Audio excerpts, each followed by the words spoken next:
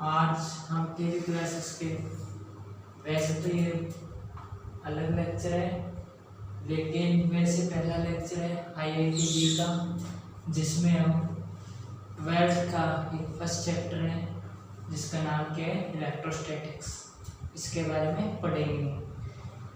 आप जब in this class is this new chapter, अब हम क्या पढ़ेंगे इसमें अलग अलग इस चैप्टर के बारे में इंट्रोडक्शन, उसके बाद चार्जिंग बाय इंडक्शन जिसमें जी और नीट का न्यूमेरिकल्स वगैरह आते हैं। यहाँ से कूलॉम लॉ, इसके numericals, electric dipole, torque of force in electric field, Gauss law and it's applications.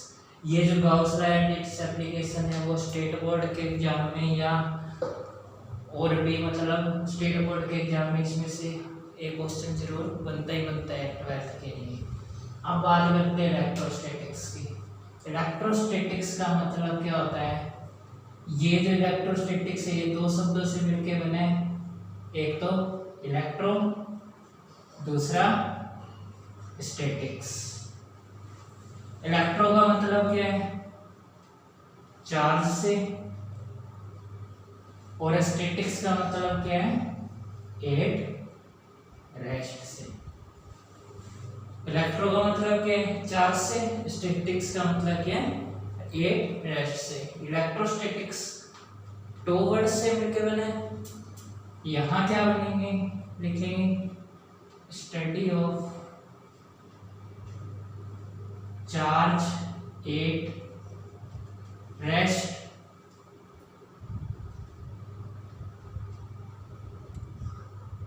Is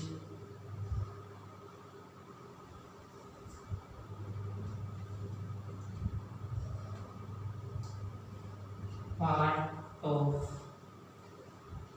branch of physics is called as electrostatics। मतलब क्या है? दो वर्ड से मिलकर बना है इलेक्ट्रो प्लस स्टैटिक्स। इलेक्ट्रो का मतलब क्या है? चार्ज। स्टैटिक्स का मतलब क्या है? At rest. जब आप इलेक्ट्रोस्टैटिक्स की बात कर रहे हैं इस चैप्टर में आप दो चीजें पढ़ेंगे। एक तो क्या पढ़ेंगे? इलेक्ट्रिक चार्ज, और एक क्या पढ़ेंगे? Electric field. फिलहाल हम इलेक्ट्रिक चार्ज के बारे में पढ़ने जा रहे हैं, उसके बाद हम क्या पढ़ेंगे? इलेक्ट्रिक फील्ड के बारे में। Study of charge at rest is the part of branch of physics is called as electrostatic या static electricity। अब हम क्या कहते हैं कि इलेक्ट्रो प्लस स्टैटिक्स से मिलकर बना है, लेकिन फिजिक्स के अलावा भी एक ब्रांच और थी जिसका नाम क्या था? केमिस्ट्री था। उसमें क्या था कि प्रत्येक जो पार्टिकल्स हैं वो किससे मिलकर बनते हैं? एटम्स। प्रत्येक जो पार्टिकल्स हैं वो किससे मिलकर बनते हैं? एटम से। मतलब क्या है? यहाँ कोई भी क्या है? एक पार्टिकल से जिसके बीच में क्या है? न्यूक्लियस है। ये क्या है? न्यूक्लियस। इस न्यूक्लियस के अंदर क्या क्या होते हैं? एक तो प्रोटॉन और दूसरा न्यूट्रॉन। इसके चारों तरफ क्या होते हैं? ऑर्बिट। ऑर्बिट इलेक्ट्रॉन इसके चारों तरफ क्या करते रहते हैं? चक्कर लगाते रहते हैं। इलेक्ट्रॉन पर कौन सा चार्ज होता है? नेगेटिव। प्रोटॉन पर कौन सा होता है? पॉजिटिव। और न्यूट्रॉन क्या होता है? न्यूट्रल। मतलब इस पर क्या है? कोई चार्ज नहीं होता, जीरो होता है। इलेक्ट्रॉन पर नेगेटिव होता है, प्रोटॉन पर पॉजिटिव होता है, और न्यूट्रॉन क्या होता है? न्यूट्रल होता है। इसका मतलब क्या है कि प्रोटॉन, न्यूट्रॉन और इलेक्ट्रॉन तीनों है तो एक ही जगह, एक ही पार्टिकल्स के अंदर। ये जो तीनों चीजें हैं, ये जो तीनों मतलब इलेक्ट्रॉन, प्रोटॉन और न्यूट्रॉन है, इसको मैं क्या बोलता हूं? Fundamental particle. ये तीनों क्या है? फंडामेंटल पार्टिकल्स है। इसके बारे में अगर और पढ़ना चाहें तो क्या है, आपने 10th में पढ़ा था, 10th में आपने पढ़ा था कि चुंबक है south pole north pole, south pole north pole. दो चुंबक के बारे में आपने पढ़ा हुआ था 10th में, बेसिक है। तो ये दो चुंबक क्या है, नॉर्थ और साउथ पोल एक दूसरे को क्या करते थे? अट्रैक्ट। साउथ साउथ क्या करते थे? रिपल। नॉर्थ नॉर्थ क्या करते थे? रिपल करते थे।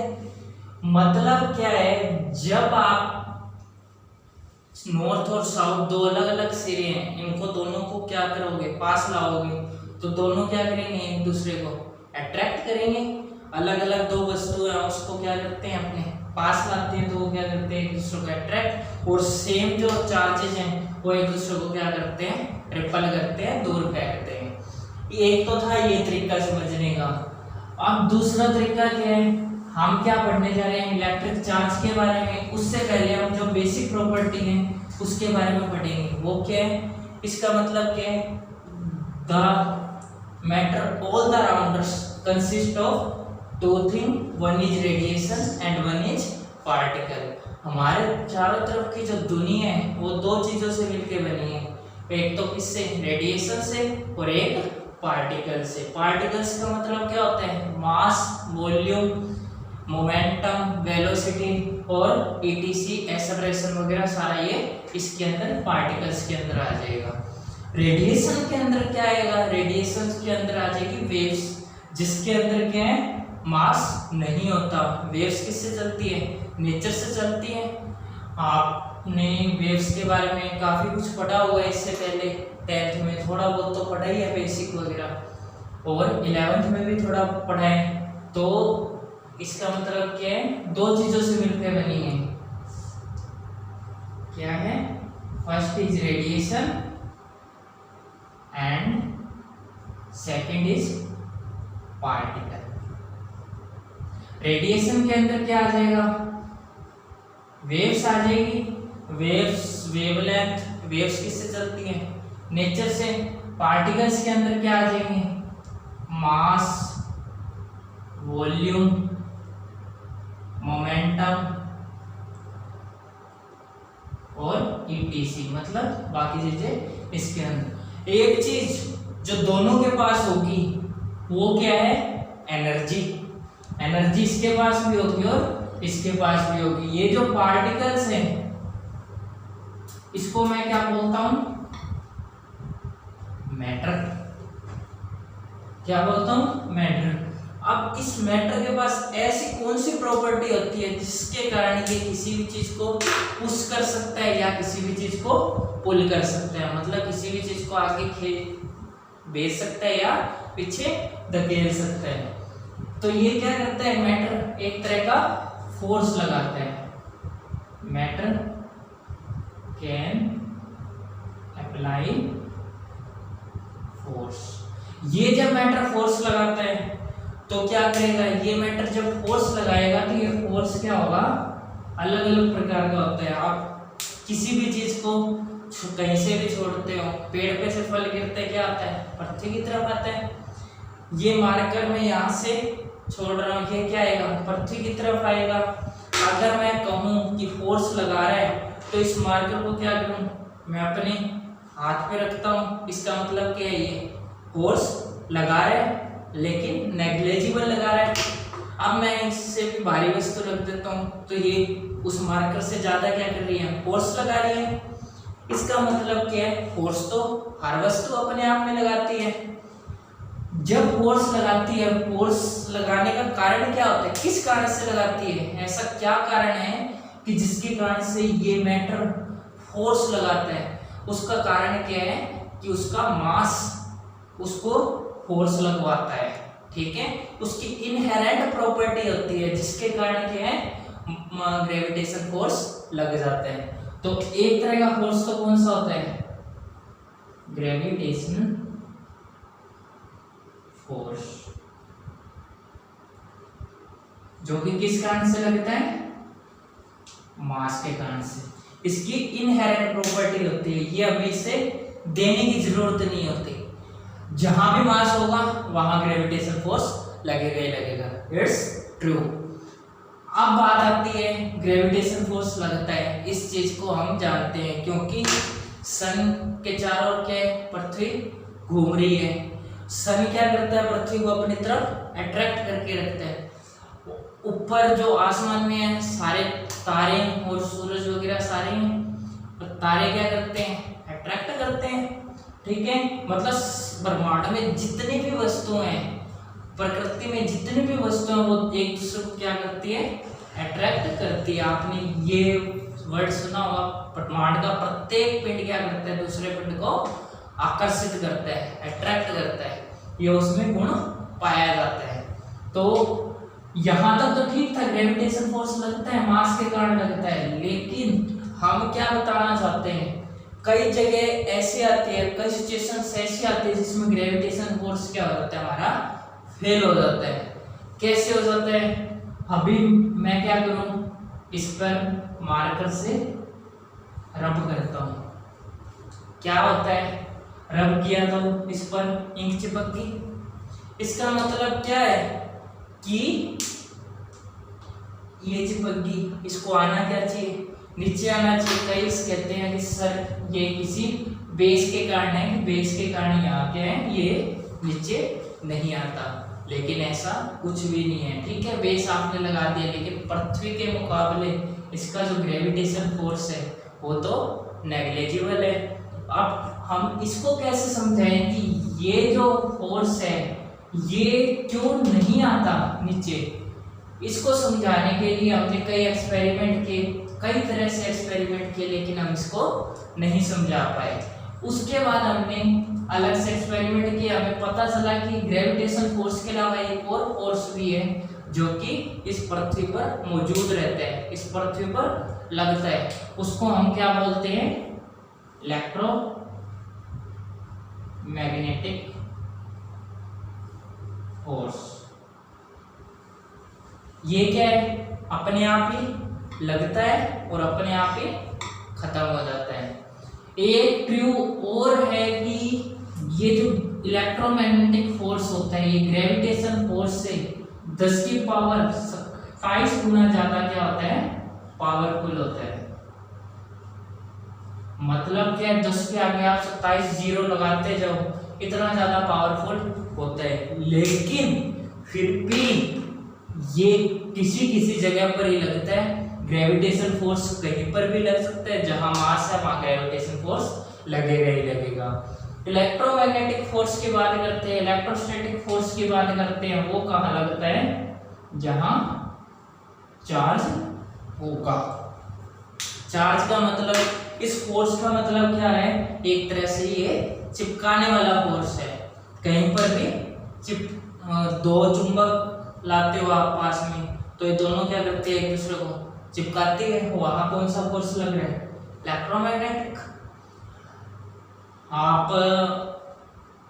रंग वगैरह करते हो तो क्या है, चिपकती है, कली करते हो, रंग करते हो, कलर्स करते हो दीवारों पर, तो वो क्या होता है, चिपकता है। ये चीजें जब ये चीजें चिपकती हैं तो इसका मतलब क्या है कि वहां कौन सा फोर्स लग रहा है, इलेक्ट्रोमैग्नेटिक। कैसे, किसी कोई भी मशीन है, कोई भी मशीन है तो क्या होता है, कोई भी मशीन है तो क्या होता है, तो क्या होगा, इलेक्ट्रोमैग्नेटिक फोर्स का मतलब क्या है, कोई भी मशीन है, हम उसमें क्या करते हैं कि इलेक्ट्रोमैग्नेटिक फोर्स का मतलब क्या हो जाएगा, मशीन में, ठीक है, इलेक्ट्रोमैग्नेटिक फोर्स का मतलब क्या हो जाएगा, मशीन में आप क्या करते हो, पेज को कसते हो, ठीक है, पेज को कसोगे तो क्या हो जाएगा, पेज को कसोगे तो वो उसके अंदर चल जाता है। इसका मतलब क्या, वो आना तो नीचे नहीं चाहिए, लेकिन वो नीचे आता है। नीचे आता है क्या, नहीं आता। क्योंकि जब आप उसको कस देते हो तो वो क्या हो जाता है, उसके साथ, मशीन के साथ चिपक जाता है। लेकिन अगर हम ग्रेविटेशन फोर्स की बात करें तो उसके अनुसार तो क्या आना, उसको पृथ्वी पर आना चाहिए, अर्थ पर आना चाहिए, लेकिन ऐसा नहीं होता। फिर इन्होंने कहा कि ठीक है, इलेक्ट्रोमैग्नेटिक फोर्स क्या है, मास के कारण लगता है। तो इस चीज के बारे में हम पहले भी पढ़ चुके हैं कि ग्रेविटेशन फोर्स मास के कारण लगता है। अगर इलेक्ट्रोमैग्नेटिक फोर्स मास के कारण लगना होता तो ये पहले ही लग जाता, लेकिन ऐसा नहीं हुआ। तो ये फोर्स, इस फोर्स की कल्पना तो हमने बाद में की थी। इसको समझने के लिए हमने क्या किया, दो रोड लिया आपस में। एक तो क्या है,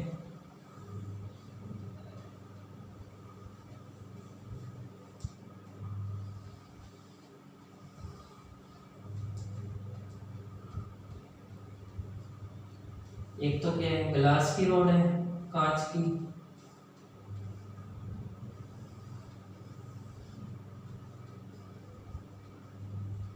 एक है प्लास्टिक की रोड है।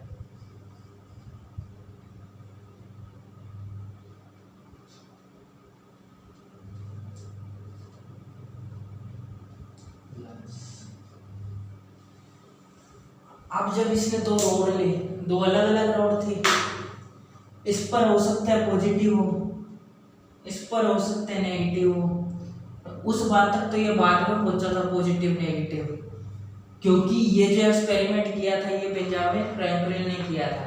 बेंजामिन फ्रैंकलिन ने क्या कहा था कि जब भी दो चार्ज, जब भी किसी भी वस्तु पर क्या आता है, चार्ज आता है, तो उसके बारे में हम पता कैसे लगाएंगे। तो इसने क्या किया, दो रोड लिए, ग्लास और एक प्लास्टिक, दोनों को पास में लाके यूं खड़ा कर दिया। तो ये जो ग्लास की और प्लास्टिक की रोड थी, दोनों एक दूसरे के क्या आ गई, नजदीक आ गई। दोनों ने एक दूसरे को क्या किया, अट्रैक्ट किया। फिर इसने क्या किया, एक ग्लास ग्लास को, एक प्लास्टिक प्लास्टिक को, दोनों को क्या किया, इकट्ठा रख दिया। ग्लास ग्लास वाली ने दोनों ने एक दूसरे को क्या किया, रिपल किया, और प्लास्टिक प्लास्टिक वाले ने भी क्या किया, एक दूसरे को रिपल किया। तो वहां से ये इस नतीजे पर पहुंचा कि ये दोनों रोडें जो ग्लास की और प्लास्टिक की है, ये दोनों अट्रैक्ट कैसे करती हैं। आखिर कारण क्या है कि ये दोनों रोडें एक दूसरे को अट्रैक्ट करती हैं। तो इसका कारण इसने कहा कि इसमें क्या रहता है, जब हम रबिंग की प्रक्रिया करते हैं, जो कि आप फ्रिक्शनल फोर्स में पढ़ते हो। फ्रिक्शनल फोर्स का मतलब क्या है, फ्रिक्शनल फोर्स में आप किसी भी दो चीजों को क्या करते हो, रब करते हो। दो हाथ हैं, ये ठंडा है मेरा, ये गर्म है, ये कूल है, ये हॉट है, तो क्या करता हूँ, दोनों को रगड़ता हूँ, दोनों क्या हो जाते हैं, हॉट हो जाते हैं। मतलब ये हॉट था, ये कूल था, दोनों को रगड़ा, क्या हुआ, दोनों हॉट हो गए। तो क्या हुआ, अगर ये हॉट था, ये कूल था, तो ये भी अब क्या हो गया, हॉट हो गया। मतलब दोनों के क्या हो गया, चार्ज आ गया।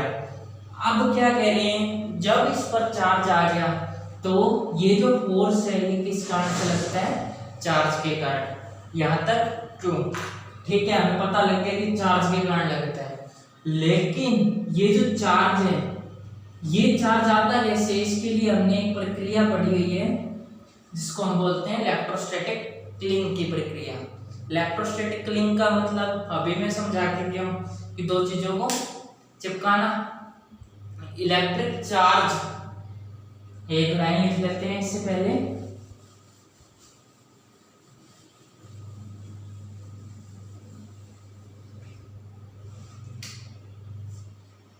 Electric, what is electric charge, उस चीज को मैं समझाने जा रहा हूं। क्या होता है electric charge, is a characteristics of particle due to which other particle, ठीक है। इलेक्ट्रिक चार्ज का जो कैरेक्टरिस्टिक्स है वो क्या होगा, दो पार्टिकल्स के बीच होते हैं, ठीक है। दो पार्टिकल्स आप लाते हो, दोनों में क्या करते हो, रबिंग की प्रक्रिया करते हो। जैसे मैंने बताया ग्लास और प्लास्टिक को लाया तो दोनों में क्या हुआ, रबिंग हुई। रबिंग हुआ तो क्या हुआ, दोनों एक दूसरे को क्या क्या किया, इन्होंने अट्रैक्ट किया। वैसे ही हम क्या करते हैं, जब ये दोनों एक दूसरे को क्या करते हैं, अट्रैक्ट करते हैं, तो क्या होता है, अट्रैक्ट करेंगे तो दोनों एक दूसरे के क्या आएंगे, पास आएंगे। पास आएंगे तो क्या होगा, दोनों एक दूसरे से चिपक जाएंगे। यही प्रक्रिया क्या होती है, इलेक्ट्रोस्टैटिक कूलिंग होती है। इसके बारे में आपने इलेक्ट्रोस्टैटिक कूलिंग के बारे में क्या पढ़ा भी हुआ है। इलेक्ट्रोस्टैटिक कूलिंग ये किस कारण होती है, रबिंग के कारण। कैसे, आपने क्या पढ़ा है अभी तक, positive positive charge, negative negative charge, positive negative charge. Positive positive charge क्या करते हैं, एक दूसरे को अट्रैक्ट करते हैं, और नेगेटिव नेगेटिव चार्ज क्या करते हैं, एक दूसरे को अट्रैक्ट करते हैं, और पॉजिटिव नेगेटिव चार्ज क्या करते हैं, एक दूसरे को रिपल करते हैं। ऐसा नहीं होता, पॉजिटिव पॉजिटिव चार्ज क्या करते हैं, एक दूसरे को रिपल करते हैं, नेगेटिव नेगेटिव क्या करेंगे, एक दूसरे को रिपल करेंगे, पॉजिटिव नेगेटिव क्या करेंगे, एक दूसरे को अट्रैक्ट करेंगे। जो रिपल करते हैं वो कौन से चार्ज होते हैं, लाइक चार्जेस, और जो अट्रैक्ट करते हैं वो कौन से होते हैं, अनलाइक चार्जेस। हिंदी में बोलते हैं समान आवेशों के मध्य क्या है, प्रतिकर्षण बल, और विपरीत आवेशों के मध्य क्या है, आकर्षण बल कार्य करता है। मतलब like charges are repel and unlike charge are attract. अब यहां तक आपने पढ़ लिया। जब ये लाइक कर रहा है, ये अनलाइक कर रहा है, लाइक चार्ज क्या कर रहे हैं, रिपल कर रहे हैं, और अनलाइक चार्ज क्या कर रहे हैं, अट्रैक्ट कर रहे हैं। जब हम इसके बारे में पढ़ते हैं तो इसके बारे में हमने पढ़ा, तो इसका मतलब क्या पढ़ा हमने, charge are two types, first is positive and second is negative.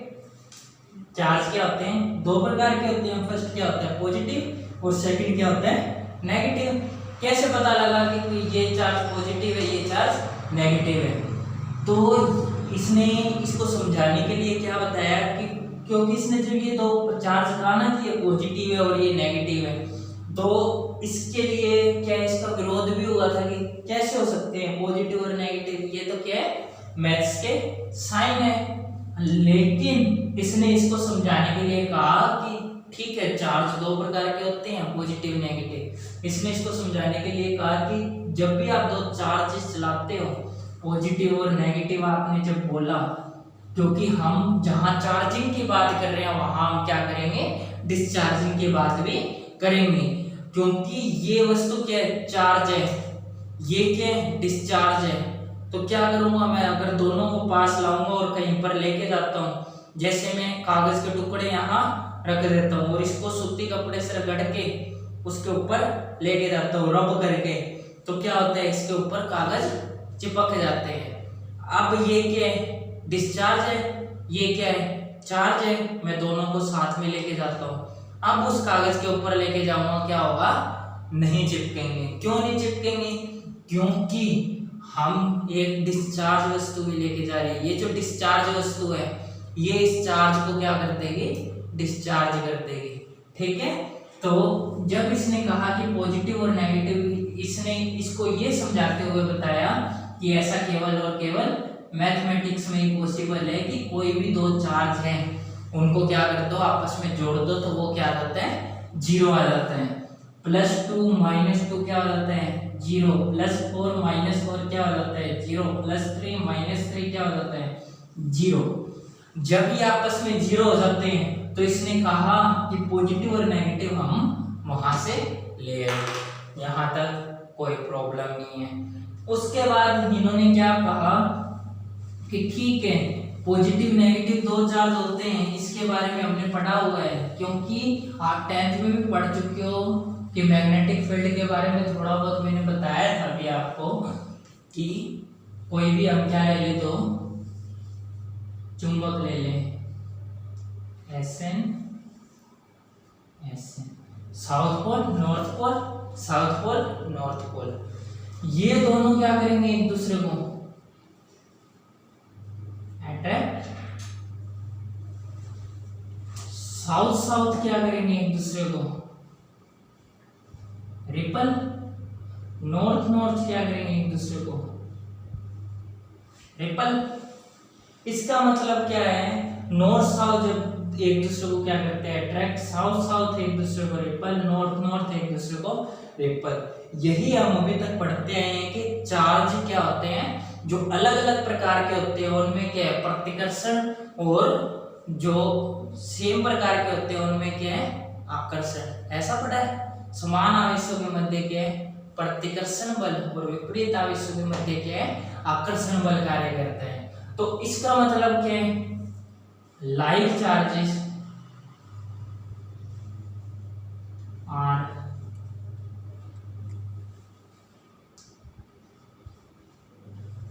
repel and unlike charges are attract। ठीक है, जो सेम चार्ज होंगे उनको क्या करेंगे एक दूसरे को रिपल करेंगे, और अनलाइक चार्ज क्या होंगे एक दूसरे को अट्रैक्ट करेंगे। इसका मतलब हमने क्या कर दिया, पॉजिटिव नेगेटिव के बारे में बता दिया, ये आपने 10th में पढ़ाई हुआ है। इसके बाद क्या आती है प्रॉपर्टी और आती है कि इलेक्ट्रॉन पर चार्ज कितना होता है। इलेक्ट्रॉन पर चार्ज और प्रोटॉन पर चार्ज सेम होता है। इलेक्ट्रॉन पर चार्ज क्या होता है 1.6 इंटू 10 की पावर माइनस 19 कूलम, और प्रोटॉन पर भी चार्ज क्या होता है 1.6 इंटू 10 की power minus 19 coulomb.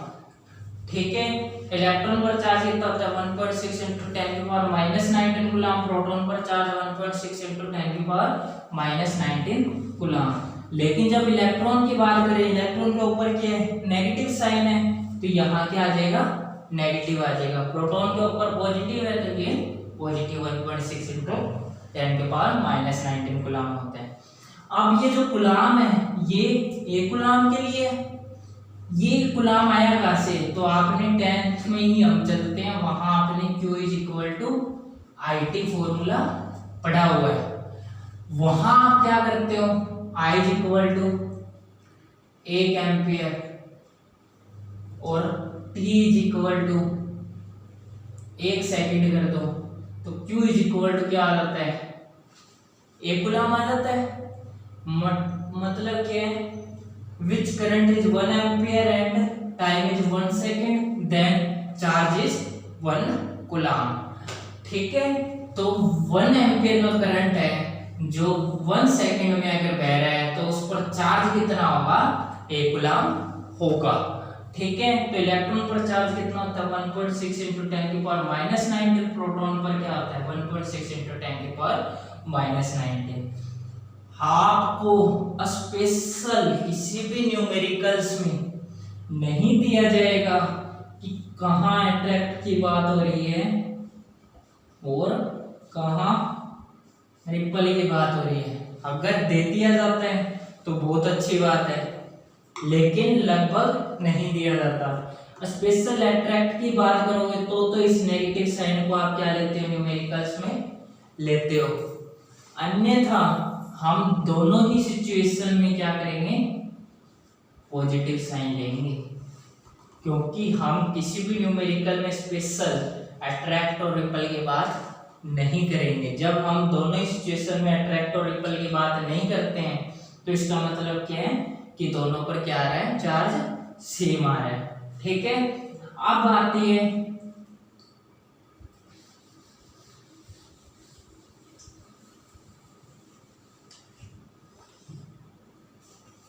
Second point, charge is conserve. Third point, charge is quantized. Fourth point, charge is scalar quantity. मतलब चार्ज इज क्वांटाइज्ड, क्वांटाइज्ड का मतलब क्या समझते हो? आपने फॉर्मूला पढ़ा हुआ है Q is equal to E के बराबर, ये भी आपने 10th में पढ़ा हुआ है। इसको हम आगे और पढ़ेंगे, कल के लेक्चर में पढ़ेंगे क्वांटाइज्ड का मतलब क्या होता है। अगर मैं इसको अभी अगर समझाना चाहूँ तो Q इज इक्वल टू क्या होता है? E, मतलब चार्ज जो है वो क्या इलेक्ट्रॉन के आवेश के बराबर है, ऐसा है। लेकिन ऐसा हर जगह नहीं होता। क्यों? जब हम फॉर्मूला लेते हैं Q is equal to NE, N का मतलब क्या होता है? 1 2 3 4 डॉट डॉट डॉट अनंत, ठीक है, 1 2 3 4 अनंत तक। ये तो क्या है? एक तरह की क्वांटाइज्ड राशि है, क्योंकि n का मतलब क्या होता है? आगे से आगे जाना। जब मैं फिक्स दे दूं Q is equal to E के बराबर है एक इलेक्ट्रॉन्स के लिए, एक इलेक्ट्रॉन्स के लिए इसका मान क्या होगा? 1.6 × 10⁻⁻19 कूलम। जब मैं एक इलेक्ट्रॉन के लिए इसकी बात कर रहा हूँ 1.6 × 10⁻⁻19 कूलम की, तो इसका मतलब क्या है कि उसका जो चार्ज है वो क्या है? 1.6 × 10⁻⁻19 कूलम है। इसका मतलब वो क्या है? क्वांटाइज्ड नहीं है। लेकिन जब मैं बहुत सारे इलेक्ट्रॉन्स की बात करता हूँ तो इसका मतलब क्या है? 2 3 4 5 6 ऐसे आगे से आगे चलते रहते हैं, तो वो क्या एक तरह से क्वांटाइज्ड हो जाते हैं, क्योंकि आगे से आगे क्या चलती रहती है? ये संख्याएं, ये डिजिट्स क्या है, सारी की सारी आगे से आगे चलती रहती है। तो ये क्या हो जाता है? एक तरह से क्वांटाइज्ड हो जाता है। तो charge is scalar quantity. Scalar quantity का मतलब क्या है? स्केलर क्वांटिटी का मतलब आपने पढ़ा हुआ है कि इसमें क्या है? हमें मैग्नीट्यूड की आवश्यकता होती है ओनली फॉर, हिंदी में परिमाण की आवश्यकता होती है, ठीक है। मैग्नीट्यूड होता है, सिंपल सी बात है। लेकिन चार्ज में क्या डायरेक्शन हमारे पास नहीं होती, तो इसका मतलब क्या है? Charge is a scalar quantity. आज आपने जो पढ़ा है वो क्या पढ़ा है? स्पेशल सिर्फ इंट्रोडक्शन पढ़ा है, इसका ज्यादा कुछ नहीं है। जो चार्जिंग वायर टेंशन है इसका क्या है? जी और नेट में न्यूमेरिकल्स वगैरह पूछे जाते हैं, इसका एक 1 मार्क्स का क्वेश्चन भी बन जाता है। और अगर हम मास की जो वैल्यू है, एक चीज और बताना चाहूंगा, इलेक्ट्रॉन पर मास कितना होता है? 1.6 × 10⁻⁻27 kg। और प्रोटॉन पर मास कितना होता है? 9.1 × 10⁻31 kg। इलेक्ट्रॉन पर और प्रोटॉन पर चार्ज तो सेम होता है, लेकिन इलेक्ट्रॉन पर मास कितना होता है? 1.6 × 10⁻27 kg। और प्रोटॉन पर मास कितना होता है? 9.1 × 10⁻31 kg। इसका मतलब क्या है?